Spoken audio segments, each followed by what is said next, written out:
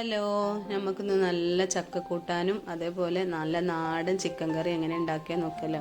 അങ്ങനെ നമ്മൾ ചക്കയൊക്കെ അരിഞ്ഞെടുത്തിട്ട് അടുപ്പത്ത് മൺചട്ടിയിൽ വിറകടുപ്പിലാട്ട വെക്കണേ. നമ്മൾ ചക്കയൊക്കെ അരിഞ്ഞ് അതിക്ക് ഒരു 1/2 ടീസ്പൂൺ മഞ്ഞൾപ്പൊടി, പിന്നെ കുറച്ച് ഉപ്പ്, അതിന് പാകത്തിനുള്ളൊരു ഉപ്പ് ഇട്ടിട്ട് നമ്മൾ ഒരു അരക്കപ്പ് അത് പല ചക്കക്കും പല വേവായിരിക്കും. അപ്പം നമുക്കൊന്ന് ജസ്റ്റ് നോക്കിയിട്ട് വെള്ളം കുറവുണ്ടെങ്കിൽ നമുക്ക് പിന്നെ ചൂടുവെള്ളം ഒഴിച്ചു കൊടുക്കാം.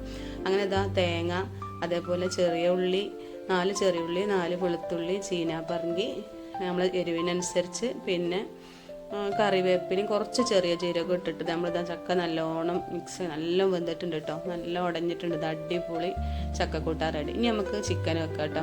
നല്ല കഴുകി വൃത്തിയാക്കിയ ചിക്കൻ, അതും നമ്മൾ മൺചട്ടിയിലാണ് വെക്കുന്നത്, നാടൻ ടൈപ്പിലിട്ടോ. അങ്ങനെ ഒരു തക്കാളി, ഒരു വല്യുള്ളി, അതാണ് അതിൻ്റെ കണക്ക് കേട്ടോ. അത്ര മതി. പിന്നെ നമുക്ക് കുറച്ച് കൂടുതൽ ചെറിയ ഉള്ളി ഇടണം കേട്ടോ, അത് ടേസ്റ്റാണ്.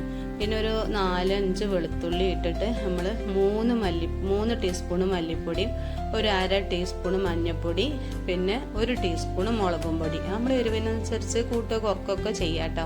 ഇത് നമ്മൾ കൈ കൊണ്ട് തന്നെയാണ് ഇത് മിക്സ് ആക്കേണ്ടത്. അപ്പോൾ അതൊക്കെ ഒരു ടേസ്റ്റായിട്ട് നമുക്ക് തോന്നലുണ്ട്. നല്ലൊരു ടേസ്റ്റാണ്. നിങ്ങളൊന്ന് ചെയ്ത് നോക്കൂ കേട്ടോ. എന്നിട്ട് കറിവേപ്പില ഇട്ടിട്ട് നമ്മളെ കൈ കഴുകിയ വെള്ളമാണ് അങ്ങനെ വെക്കുക. അങ്ങനെ വെച്ചിട്ട് പിന്നെ നമ്മൾ ഉപ്പ് ഇട്ടിട്ട് നമ്മൾ അടുപ്പത്ത് വെക്കുകയാണ് കേട്ടോ. കുറച്ച് ഉലുവ ഇടണേ.